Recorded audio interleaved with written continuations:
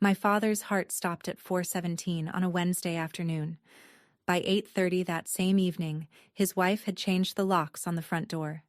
She was standing in the hallway when I came downstairs with my overnight bag, and she said the sentence she must have been rehearsing since the hospital called.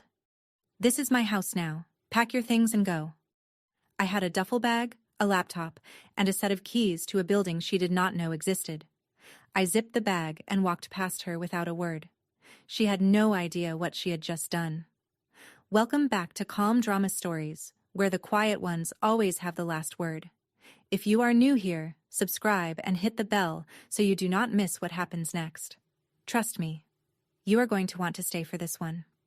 The Wednesday before my father died, I drove 40 minutes to his house for dinner, the way I did every week. Linda had made pot roast. She always made pot roast on Wednesdays, and she always set 3 places at the table. Mine was never one of them. I did not say anything about it anymore. I had stopped saying anything about it 6 years ago. I would come in through the side door, find my plate in the cabinet, set it at the corner of the table where the placemat was a little shorter than the others, and eat whatever Linda had cooked. The routine was so familiar that it no longer required thought. My father was sitting at his usual chair when I walked in. He looked smaller than I remembered. His skin had the color of old newspaper, and his hands shook when he picked up his fork. He had been losing weight for months, and Linda kept saying it was his appetite. But I had pulled his medical records through the hospital portal. I knew it was his heart. Cora was scrolling through her phone across from him, her chair pushed back from the table, one knee up. She was 24 and still living at home, which Linda described as smart, and which I described as nothing, because it was not my business. My father asked me a question halfway through the meal. He set his fork down and said, "Did you get that building file sorted out?" Linda cut him off before I could answer. "Douglas, not at dinner. We were talking about the remodel." He looked at me. I looked at him. He picked up his fork again. After dinner, I washed the dishes. I always wash the dishes. On the counter beside the sink there was a stack of mail. The electric bill, an insurance statement, and a letter from a law firm addressed to Douglas Irving. The envelope was unopened. Linda swept the entire stack into a drawer before I could read the return address. "Just junk," she said. I dried my hands on the towel and drove home. The onion smell from the cast-iron skillet stayed on my coat the entire drive back. I rolled the window down at the highway merge and let the cold air pull it out. That was the last Wednesday I ate in that house. My mother died when I was 10. Her name was Helen, and she had brown hair and a quiet laugh, and a way of folding laundry that made it look like she was thinking about something else entirely. I remember the laundry more than I remember the funeral. After she was gone, my father did not know what to do with a 10-year-old girl who cried in the bathtub every night. He was not built for conversations about feelings. He was built for spreadsheets and assessments, and the particular kind of silence that men from small towns carry around like a second coat. So he did the only thing he knew how to do. He taught me math. Every Saturday morning, he drove me around in his old truck, the kind with cloth seats that smelled like leather even though they were not leather. And we looked at houses. Not to buy, just to look. He would pull up in front of a property with a for sale sign and say, "What do you think this one's worth?" I would guess. He would correct me. Then he would explain why. Square footage, lot size, comparable sales, interest rates, the way a north-facing kitchen lost value in winter markets. I did not understand half of it, but I understood that he was talking to me, and that was enough. By the time I was 12, I could read a mortgage statement faster than most adults. I could estimate property tax from a listing photo. I could tell you whether a house was overpriced by the way the agent described the neighborhood. "Money does not fix everything," my father said one Saturday, idling in front of a 2-story colonial with a cracked driveway. "But it fixes a lot of things that people pretend have nothing to do with money." That same year, he married Linda. She came into the house with a 2-year-old daughter named Cora and a smile that covered every room like fresh paint. She rearranged the kitchen. She bought new curtains. She cooked pot roast on Wednesdays and banana bread on Sundays, and she called my father honey in a voice that made it sound like she had been practicing. I wanted to like her. I tried, but within 6 months, my bedroom had been repainted pink and renamed Cora's playroom. And I was sleeping in the smallest room in the house, the one next to the garage that smelled like motor oil and cold concrete. My father said, "Linda had a hard time before. Be patient." I was 12. I was patient. Linda was not a bad person the way people in movies are bad.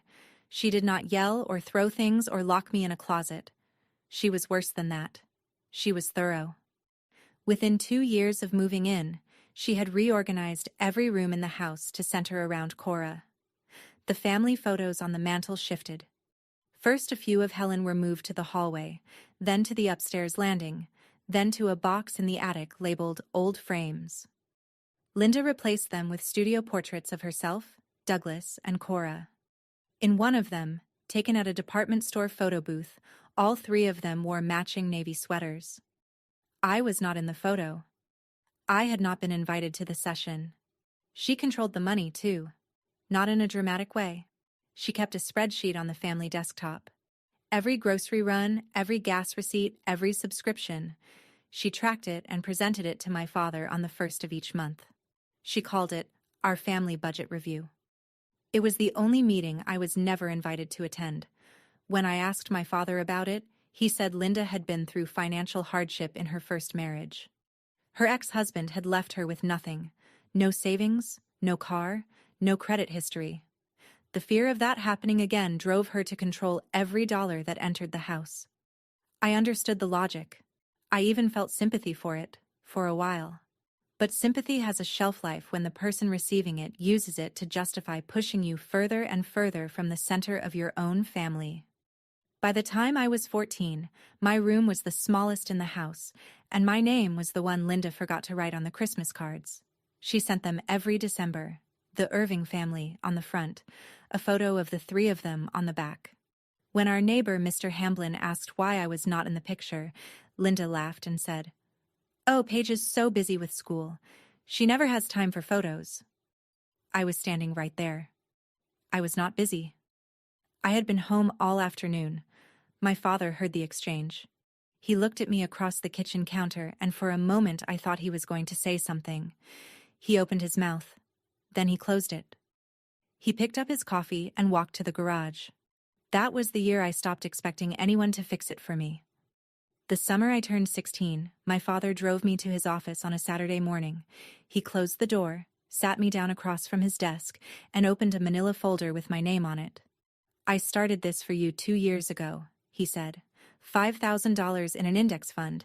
It is in your name." I looked at the statement. The balance had grown to $6,200. I did not understand compound interest yet. Not really, but I understood the weight of what he was doing. He was building something for me that Linda could not reach. "Do not mention this to Linda," he said. He held up his hand before I could respond. "Not because it is a secret. Because she will worry. She worries about everything that she cannot track on her spreadsheet." He taught me how to read the quarterly reports. He showed me how to check the fund's performance against the index. He handed me a pocket calculator, a cheap one, the kind with a cracked plastic case and buttons that stuck, and said, "Keep this. Do your own math. Always." I kept it. I still have it. Over the next 2 years, my father added to the fund when he could. Not large amounts. A few hundred here, 1,000 there. He also started talking to me about a building he owned a partial stake in, a commercial property downtown, 6 floors, mostly office space. He had bought in when the neighborhood was rough and the price was low. "Someday this will be yours," he said, the way other fathers might say, "Someday this truck will be yours." I nodded. I did not ask questions. I had learned by then that when my father gave me something, the best thing I could do was be quiet and hold on to it. The desk lamp hummed. The calculator clicked under my thumb. Outside, through the office window, I could hear a lawnmower running 2 houses down and the low static of the AM radio my father always kept tuned to the market station. 6 years later, I graduated summa cum laude in forensic accounting. The fund my father started with $5,000 had grown to $62,000. And the building downtown, the one he said would someday be mine, was already in my name. He had transferred the first shares on my 18th birthday. I did not tell anyone. There was nothing to tell. It was just math. I left for college at 18 and did not come back. Not in the way people leave dramatically. No slamming doors, no tearful goodbyes, no arguments in the driveway. I just packed 2 suitcases, loaded them into the used sedan my father had helped me buy, and drove east to a university 4 hours away. Linda waved from the kitchen window. Cora, who was 8 at the time, did not look up from the television. I rented an apartment near campus, a studio with one window that faced a parking lot, a radiator that clanged at night, and a coffee maker I bought at a thrift store for $7. The coffee was terrible. I drank it every morning and felt, for the first time in 6 years, like I could breathe. My father and I talked every Sunday. He would call at 9 in the morning, before Linda was up, and we would spend 20 minutes going over the fund, the building shares, the market. He never asked about my classes. I never asked about Linda. It was our language, numbers instead of feelings, returns instead of apologies. And it worked. Each time I drove back to visit, something in the house had changed. The first year, my bedroom had been converted into a yoga studio.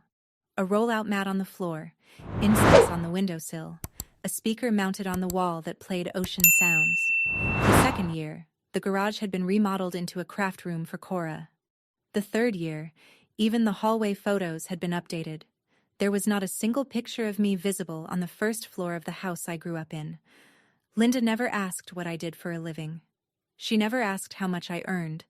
She assumed, I could see it in the way she looked at my coat, my car, my shoes, that I was getting by, nothing more. The idea that I might be doing well did not occur to her, because in her mind, I had always been the one who did not matter. Meanwhile, my father continued transferring shares of the commercial building into my name. By the time I was 28, I owned it entirely. The property had appreciated in ways that even he had not predicted. The neighborhood had gentrified. The tenants were paying market-rate leases. The building was worth more than every house on our street combined. Linda remodeled my old bedroom into a yoga studio the same month I signed my first lease. I did not mention it. Neither did she. My father was diagnosed with severe cardiomyopathy the spring I turned 32. The doctors said it could be managed. They said it would require medication, monitoring, and rest. They did not say it would require Linda's permission to visit. But that is what happened. The first time I called to arrange a visit, Linda picked up the house phone and said, "He is resting." The doctor said no stress. The second time she said, "Douglas does not want visitors right now. I am handling everything." The third time I drove to the house without calling. Linda met me at the door and said, "Paige, I know you are worried, but your father needs calm. You showing up unannounced is not calm." She closed the door. I stood on the porch for 2 minutes, then walked back to my car. I called my Aunt Maggie that night. Maggie was my father's younger sister, 70 years old, sharp as a tax audit, and the only person in the family who had never been charmed by Linda's pot roast. Maggie had always seen through her. She just never said it out loud, because Douglas had not asked. "Linda has been telling the family you are too busy with work to visit," Maggie said. "She told the Hamiltons at church that you had not called in weeks." "I have called 14 times in the last month," I said. "I know you have. I also know she got Douglas to sign a financial power of attorney last Tuesday. She is on his bank accounts now." I sat in my apartment, phone in one hand, and felt the floor shift. Not because of the money. My assets were separate, untouchable. Because I recognized the pattern. Linda was not just managing Douglas's care. She was managing access. She was controlling who saw him, what they heard, and what they believed. She was building a wall, and my father was too sick to see it. 3 weeks later, my father had his second stroke. Linda called the family, Maggie, the cousins, the neighbors, the church group. She organized rides, meal deliveries, hospital rotations. She did not call me. I found out from a hospital nurse who recognized my last name in the system and called the emergency contact number on file. My cell phone, which my father had listed years ago before Linda had the chance to change it. He died on a Wednesday. Of course it was a Wednesday. The hospital called me at 4:21 in the afternoon. A nurse named Deborah, calm and practiced, told me that Douglas Irving had suffered a third cardiac event and had not survived. She said it with the kind of steady voice that meant she had done this many times before. She asked if I needed a moment. I said no. I said thank you. I said I would be there by tonight. I drove 3 hours in the dark. I did not turn on the radio. I did not cry. I thought about the last time I had seen my father, 6 weeks earlier, through the kitchen window as Linda walked me back to my car. He had been sitting at the table looking out at me, and he had raised one hand, not a wave, just a lift of the palm, and held it there until I pulled out of the driveway. I had not been allowed inside that day. When I arrived at the house, there were cars in the driveway, neighbors, a few cousins. The porch light was on, and through the front window I could see Linda in the kitchen, arranging white chrysanthemums in a glass vase. She was wearing a black blouse and her hair was pinned up. She looked like a woman who had been expecting this for a long time. I went in through the side door, my old way in. Upstairs, the yoga studio, my former bedroom, still had the mat rolled out and the incense burner on the windowsill. I set my duffel bag on the mat and sat on the floor. Linda appeared in the doorway within 5 minutes. She stood with both hands on the frame, blocking the hall light. "You are not sleeping here," she said. "This is my house now. Your father would have wanted it that way." I looked at the mat, at the incense, at the speaker on the wall. None of this had been mine for a very long time. "Okay," I said. I picked up my bag, walked downstairs, and passed Cora on the staircase. She was standing 3 steps up, holding her phone against her chest. She did not speak. She looked at me the way you look at someone leaving a building you know they are not coming back to. I drove to a motel 4 miles down the highway. I sat in the car for 20 minutes before I went inside. The key to the building downtown was in my coat pocket. I could feel its edge through the lining. I could have told her. Right there in that hallway, I could have said that I owned a building worth more than every house on that street combined. But some truths are worth more when they arrive on schedule. The funeral was held at a small church on Elm Street, the one with the stained glass window of a shepherd that had been cracked since 1987 and never repaired. My father had attended services there every Easter and every Christmas, and Linda had made sure the program listed her as beloved wife in the second line beneath his name. I arrived early. Linda and Cora were already seated in the front row, centered, shoulders touching. Linda wore a black dress with pearl earrings. Cora wore a new black skirt I had never seen before. They looked like they had coordinated the night before, which they probably had. There were 3 chairs in the family row. 3. I sat in the 3rd row, between a woman I did not recognize and an empty space. The seat creaked. The lilies on the altar smelled like a hospital waiting room. Maggie arrived 5 minutes before the service. She walked straight past the front row, past Linda's pearl earrings and Cora's new skirt, and sat down beside me. She took my hand and held it on her knee without a word. Then she leaned over and whispered, "Douglas prepared everything. Trust me." I nodded. I did not ask what she meant. I could feel the shape of it coming, the way you feel weather changing before the sky changes color. The pastor spoke. 2 neighbors gave short eulogies. One of them called my father a quiet man who showed love through actions, not words. I almost smiled at that. Afterward, in the church parking lot, a neighbor named Mr. Embry approached me. He was holding a paper cup of coffee from the fellowship hall, and he looked confused. "Paige, why were you not sitting with the family?" "There were only 3 chairs," I said. He blinked.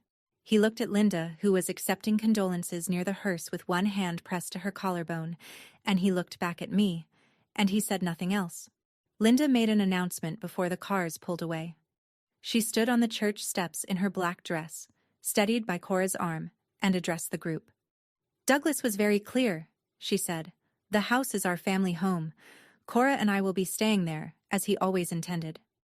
She did not look at me when she said it. She did not need to. What she did not announce was the meeting with the estate attorney, scheduled for the following Thursday. Linda started her inventory the morning after the funeral. She began with the house. She called a real estate appraiser, a man named Garfield who wore square glasses and carried a clipboard. He walked through every room, measured the kitchen, opened the attic hatch, and tapped the basement walls with his knuckles. He told Linda the house was worth approximately $380,000. Linda wrote the number on the back of an envelope and underlined it twice. Next, she went to the bank. She presented Douglas's death certificate and requested a summary of all accounts. The teller pulled up the joint savings account, $140,000. Linda frowned. Douglas had earned a good salary for 30 years. Where was the rest? She asked the teller to check for additional accounts. Individual accounts, investment accounts, anything under the name Douglas Irving. The teller typed, scrolled, and shook her head. "That is the only account we have on file for this name at this branch." Linda drove home and sat at the kitchen table. Cora came in and poured herself a glass of orange juice. "Did you find everything?" Cora asked. $380,000 for the house, $140,000 in savings. That is it. Cora set the glass down. "That cannot be right. Did you not say he had a building or something? Downtown?" Linda looked up. "A building?" "He used to ask Paige about some building file, every Wednesday. You always changed the subject." Linda's face went still. The kitchen was quiet except for the hum of the refrigerator and the drip of the faucet she had been meaning to fix for a year. "What building?" Linda said. Cora shrugged. "I do not know. I just heard him mention it." Linda picked up her phone and called the estate attorney's office. She demanded an earlier meeting. The receptionist said the soonest available was still Thursday. Linda said she would take it. She hung up and sat in the kitchen for a long time. The coffee in her mug went cold. The real estate appraiser's number, $380,000, was still on the back of the envelope, underlined twice. She had expected more. She had expected much more. And for the first time since my father died, I was not the one in the family who was afraid. I stayed at the Pinewood Motor Lodge for 5 nights. The room was $39 a night, and the mattress sagged in the middle, and the shower curtain had a mildew stain shaped roughly like the state of Ohio. It was fine. I had slept in worse places during college. Every morning, I woke up before 6 and lay in the dark, staring at the ceiling. The neon sign outside the window, vacancy, always vacancy, cast a pink glow through the curtain that shifted each time a truck passed on the highway. In those moments, I did not think about money. I thought about my father, about the Saturday drives, about the calculator, about the way he raised his hand through the kitchen window the last time I saw him, not waving goodbye, just holding still. Grief does not care how much money you have. It shows up at 3 in the morning in a motel room that smells like bleach, and it sits on the edge of the bed, and it waits. On the 3rd morning, I called my attorney, Mitchell Hale.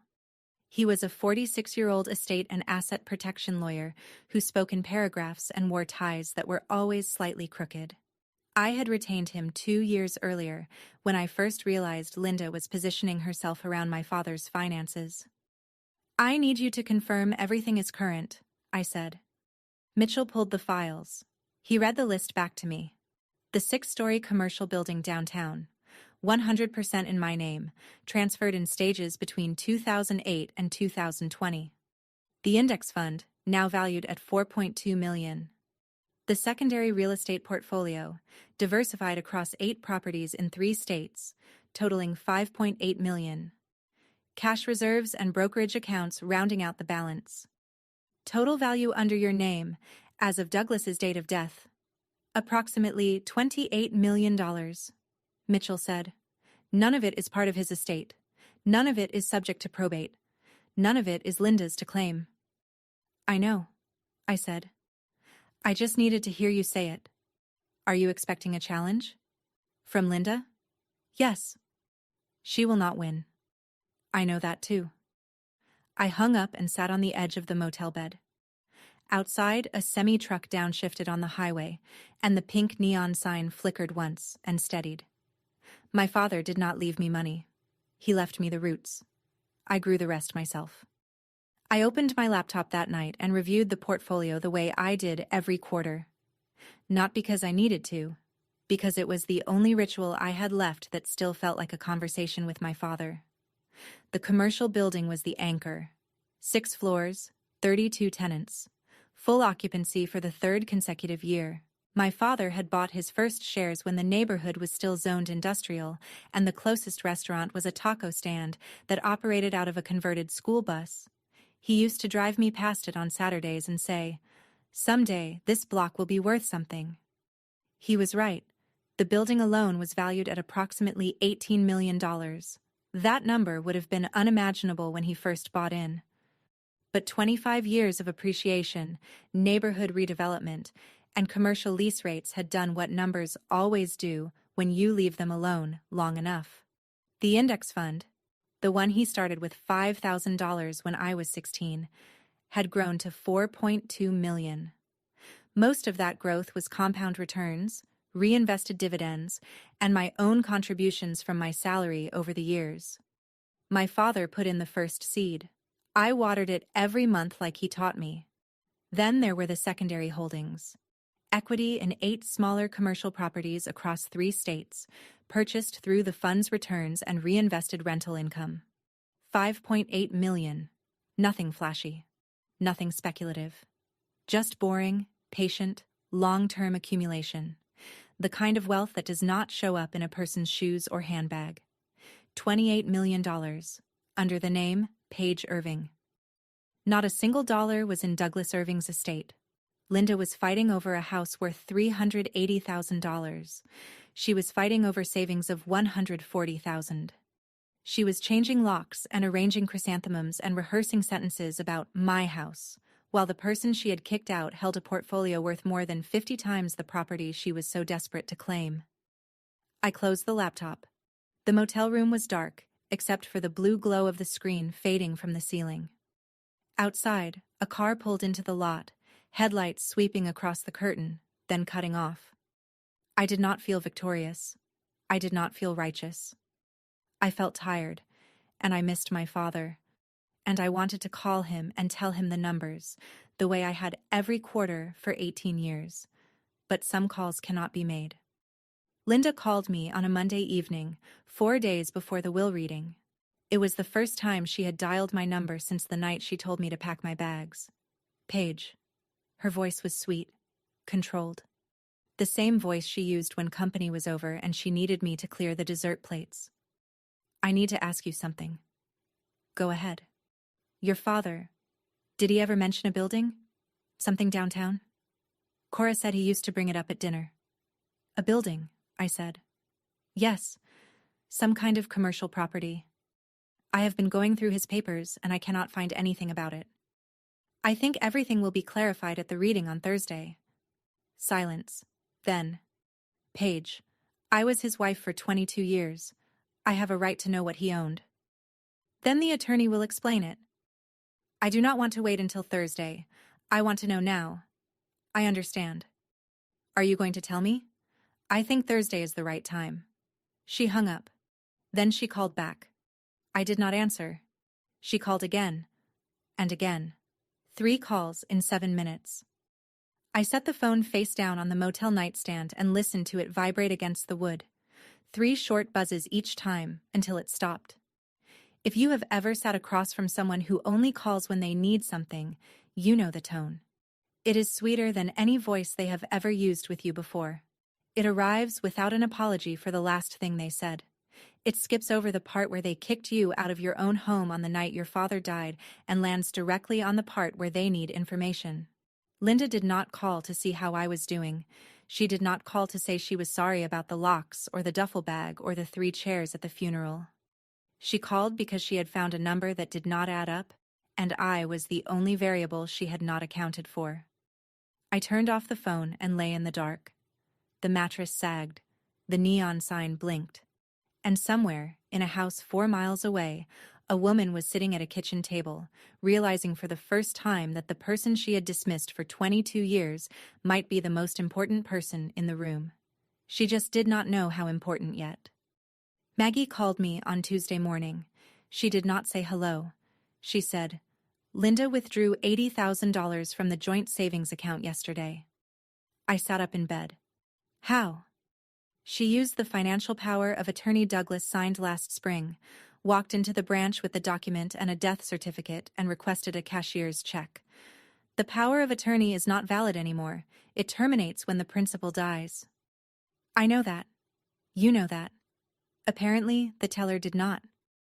I called Mitchell within the hour. He confirmed it. The transaction had posted $80,000, withdrawn from a joint account using a power of attorney that had legally expired the moment Douglas's heart stopped. "The withdrawal is contestable," Mitchell said. "A POA ceases at death under state law. The bank may share liability for honoring it, but more immediately, it tells us something about Linda's mindset." What does it tell us? She is panicking. She is grabbing what she can reach, because she suspects there is something she cannot reach. I asked him to pull the transaction records. He did. 80,000 out. The funeral had cost approximately 8,000. The service, the casket, the plot, the flowers. That left 72,000 unaccounted for. Where did the rest go? I asked. I will have the bank trace the cashier's check, but my guess is it went into a personal account Linda opened recently. Print everything. Bring it Thursday. Already done. I hung up and sat at the small motel desk, the one with the laminate top that was peeling at the corner. The printer in Mitchell's office was probably running right now. Transaction statements, POA expiration dates, state statute citations. Each page another brick in a wall that Linda did not know was being built around her. She had taken the money because she was scared. I understood that. Fear makes people do things that logic cannot explain. But understanding something is not the same as excusing it, and $80,000 withdrawn from a dead man's account using an expired legal document is not fear. It is theft dressed up in black clothing and pearl earrings. The will reading was in 4 days. Linda had no idea that every dollar she moved was being documented. Every transaction, every timestamp, every signature she had no legal right to make. I set my phone on the nightstand and turned it off again. Thursday would come soon enough. The law office of Harlan Beckett was on the second floor of a brick building on Main Street, above a dentist's office and across from a bakery that smelled like cinnamon rolls every morning at 7. The staircase was narrow, the banister was wooden, and the carpet on the landing had been replaced so many times that the color no longer matched the walls. Harlan's conference room had a long oval table made of dark wood, 8 chairs upholstered in green leather, and a window that overlooked the parking lot. On the wall behind his chair hung a framed law degree from a state university and a clock with Roman numerals that ticked louder than it should have. Linda arrived first. She wore a black blazer, pressed slacks, and the same pearl earrings from the funeral. Cora followed behind her in a gray cardigan, clutching a small handbag. They sat at the head of the table as though the seating chart had already been decided. Maggie came next. She wore a navy blue dress she had probably owned for 20 years and a pair of flat shoes that made no sound on the carpet. She sat halfway down the table and folded her hands. 2 of my father's cousins arrived together, Arthur and Dean, both in their 60s, both wearing ties that were slightly too short. They nodded at Linda, nodded at Maggie, and took seats near the window. I was the last to walk in. Mitchell was beside me, carrying a leather briefcase with brass clasps. He wore a gray suit and a tie that was, as always, slightly crooked. Linda's eyes locked onto Mitchell immediately. "Who is this?" she said. "My attorney," I said. "Why do you need an attorney?" "Because I am also a beneficiary." Linda smiled, the kind of smile that does not reach past the lips. "Paige, the will is very simple. There is no need for drama." Harlan cleared his throat. He was a tall man with white hair and reading glasses perched on the end of his nose. He opened a folder on the table and said, "Before we begin reading the will, I need to explain the structure of Douglas Irving's estate." He said, Structure the way an architect might say, foundation, carefully, and with the implication that what came next depended entirely on understanding this part first. Linda sat at the head of the table as if she had already won. Harlan read the will slowly. He was the kind of attorney who believed that legal documents should be heard, not skimmed, and he gave each sentence the weight of a closing argument. To my wife, Linda Graves Irving, I leave the family residence located at 47 Birchwood Lane, free and clear of any lien or encumbrance. I also leave the remaining balance of our joint savings account. Linda nodded. She pressed her hand flat on the table. To my stepdaughter, Cora Graves, I leave the sum of $20,000 from the education fund established in 2019. Cora blinked. 20,000. She looked at her mother. Linda's jaw tightened, but she kept her composure. That is the entirety of Douglas Irving's probate estate, Harlan said. The room waited. Arthur and Dean exchanged a look. Maggie did not move. Linda leaned forward. The house and the savings. That is what I expected. However, Harlan continued, adjusting his glasses, I am obligated to inform all parties that the probate estate represents only a portion of the assets Douglas Irving accumulated during his lifetime. Linda's hand stopped moving on the table. Over the course of approximately 18 years, Douglas Irving executed a series of legal asset transfers. These transfers were completed during his lifetime, with full legal documentation, tax filings, and notarized instruments. The assets in question are not part of his probate estate, and are therefore not subject to distribution under this will. Linda's voice came out flat. Transfers. To whom? Harlan removed his glasses. He looked at me. The clock on the wall ticked 3 times before he spoke. To his daughter, Paige Irving. The silence that followed was not the kind that feels empty. It was the kind that feels full. The air packed tight with things people wanted to say, but could not find the words for. Linda stood up. The legs of her chair scraped against the hardwood floor. The sound cut across the room like a match striking. What transfers? She said. I am his wife. I have been his wife for 22 years. What are you talking about? Harlan looked at Linda with the patient expression of a man who had delivered unexpected news before and knew that the next 3 minutes would determine everything. Perhaps Mr. Hale can provide the specifics, he said, and gestured toward Mitchell. Mitchell stood. He opened the brass clasps on his briefcase with 2 precise clicks that echoed in the silent room. From inside, he removed 3 folders, each one tabbed, labeled, and organized with the kind of precision that only a lawyer billing by the hour can justify. He placed the first folder on the table. This is the deed of ownership for a 6-story commercial building located downtown. The property was originally purchased by Douglas Irving in 1999. Between 2008 and 2020, ownership was transferred in stages to Paige Irving through a series of legally executed gift transfers. Each transfer was filed with the county recorder, accompanied by gift tax returns, and notarized. He opened the second folder. This is the summary statement for an investment portfolio held in the name of Paige Irving since 2008. The portfolio includes index funds, dividend reinvestment accounts, and equity in 8 additional commercial properties across 3 states. He opened the third folder. This is a consolidated asset valuation, prepared by a certified public accountant, dated as of the week of Douglas Irving's death. Mitchell set his hand on the third folder and looked at the room. The total value of assets held under the name Paige Irving as of that date is approximately $28 million. Nobody moved. Cora's mouth opened. She pressed both hands flat on the table, as if the number had tilted the room.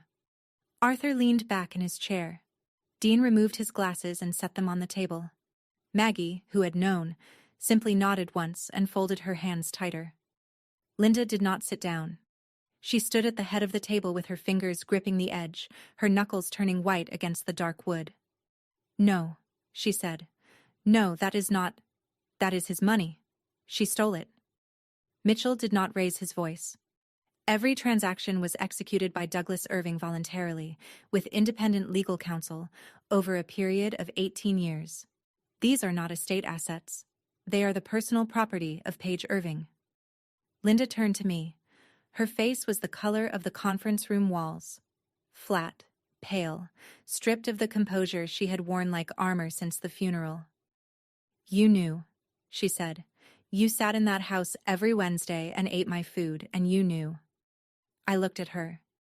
"You kicked me out 4 hours after my father died. You changed the locks before his body was cold. You want to talk about what I knew?" The clock ticked. Nobody spoke. Mitchell was not finished. He reached into the briefcase one more time and removed a single sheet of paper. He placed it in the center of the table, face up, aligned with the edge. "There is one additional matter," he said. Linda was still standing. Her hands had not left the edge of the table.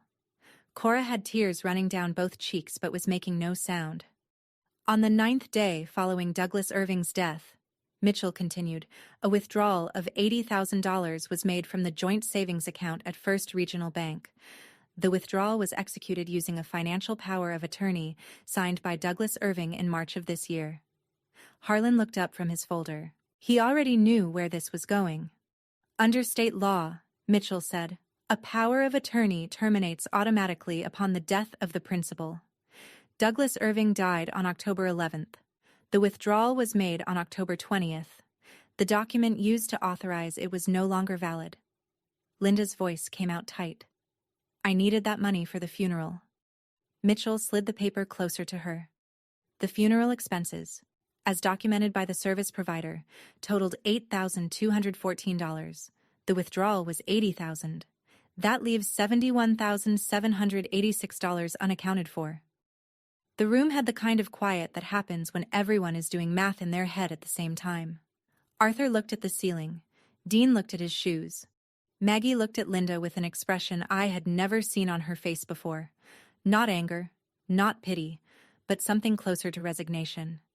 As if she had hoped, until this exact moment, that she was wrong about who Linda really was. Harlan spoke next.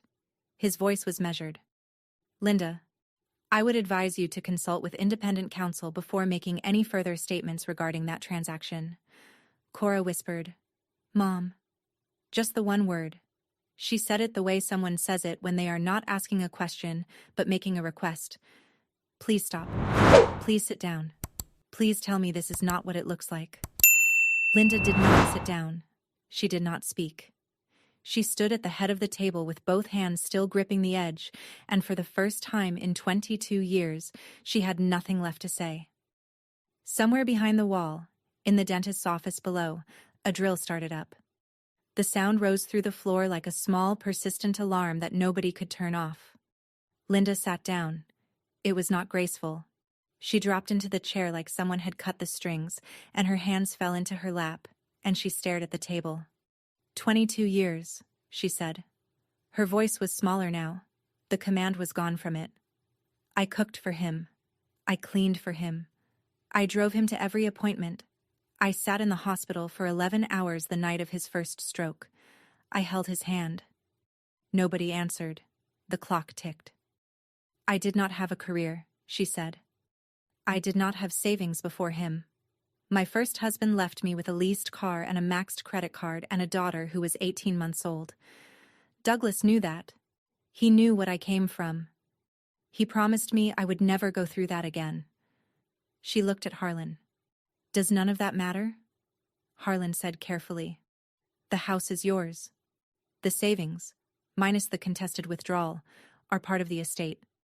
Douglas did not leave you with nothing, Linda. He left me a house," she said, "and he gave her $28 million.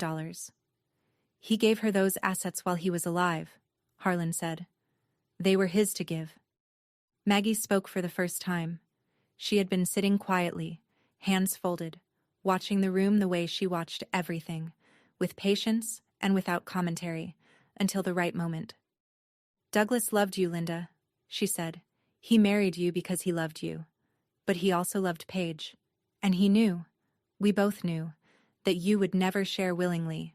So he made sure Paige was taken care of before it came to this." Linda looked at Maggie as though she had been slapped. "You knew?" "I knew because Douglas told me. Years ago. He said, 'Linda will never let Paige have anything unless it is already done.'" He was not being cruel. He was being honest.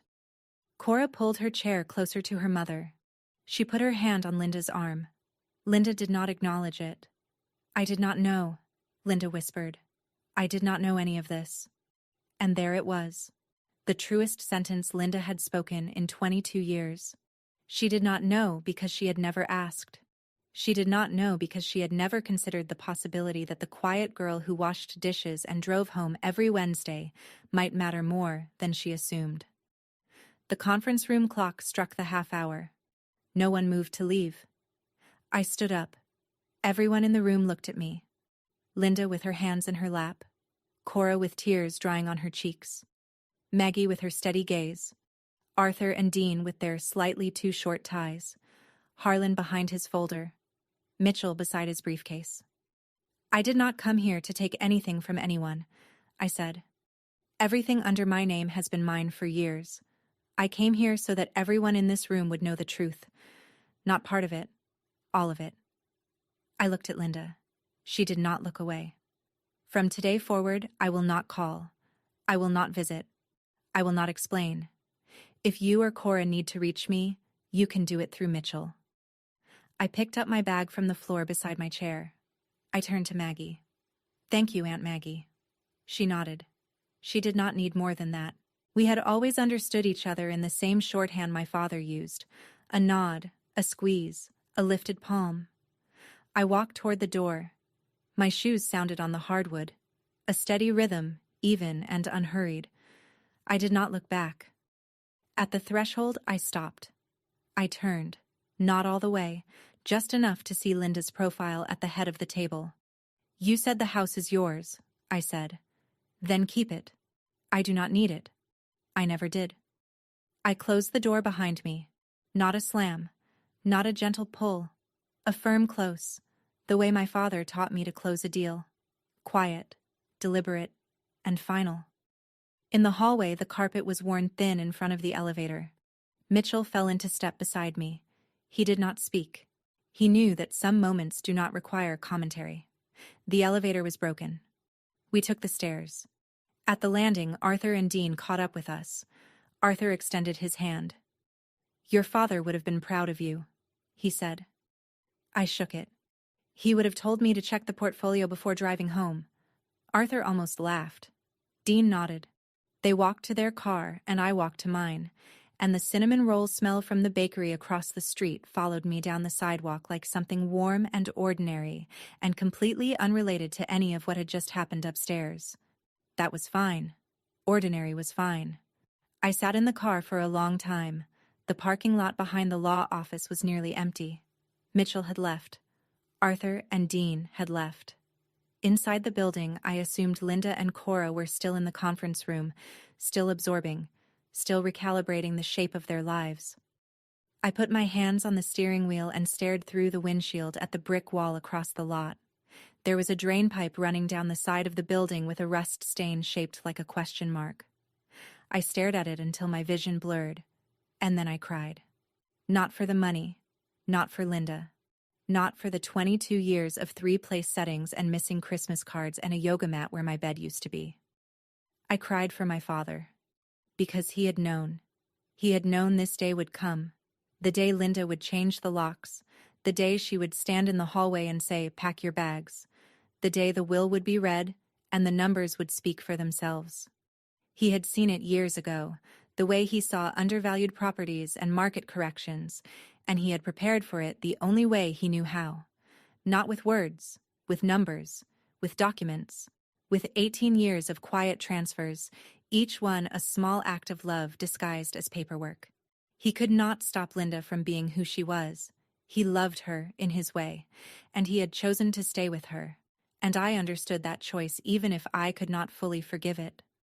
But he had made sure that when the day came, and he knew it would come, I would be standing on ground that no one could take from me. I wiped my face with the back of my hand. I started the car. On the way home, I drove past the building. My building. 6 stories of glass and brick, with a small brass plaque near the entrance that read, "Irving Commercial." I had not changed the name. I did not plan to. I pulled over and sat with the engine idling, looking up at the windows on the fourth floor where the lights were still on. Some tenant working late, unaware that the woman in the car below owned the ceiling above their head. He was right. I was never caught off guard. But I would have traded every dollar in that portfolio to hear him say, "Good job," one more time. 3 weeks after the reading, Linda hired a lawyer. His name was Brennan, and he specialized in estate contests. He reviewed every document Mitchell had presented, the deeds, the tax filings, the notarized gift transfers, the portfolio statements, and called Linda back within a week. "There is no basis for a challenge," he told her. "The transfers were executed over 18 years by a competent adult with independent legal counsel. There is no evidence of undue influence, coercion, or diminished capacity." Douglas Irving knew exactly what he was doing. Linda argued. She said she had not been informed. Brennan said the law did not require a spouse to be informed of gifts made from individually owned assets. Douglas's separate property was his to give. The building had been purchased before the marriage. The investment fund had been established with separate funds. Every subsequent contribution had been traceable to his own earnings, not community property. "Your husband was generous to you," Brennan told her. "He left you the family home, free and clear. He left you the savings. He did not leave you with nothing." "He left me with nothing compared to what he gave her," Linda said. Brennan did not respond to that. The $80,000 was a separate matter. Mitchell sent a formal letter requesting the return of the $72,000 that exceeded the funeral costs. Linda's attorney advised her to comply. She did.